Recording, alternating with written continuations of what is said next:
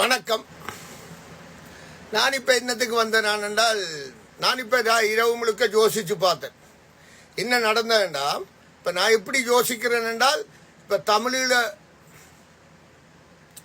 இப்போ எப்படி நான் யோசிக்கிறேன் என்றால், இப்போ தமிழில் விடுதலை புலிகள், அதாவது 2009 மே 18 உத்தியோகபூர்வமாக தமிழில் விடுதலை புலிகளை அழிச்சிருக்கிறீர்கள், உண்மை.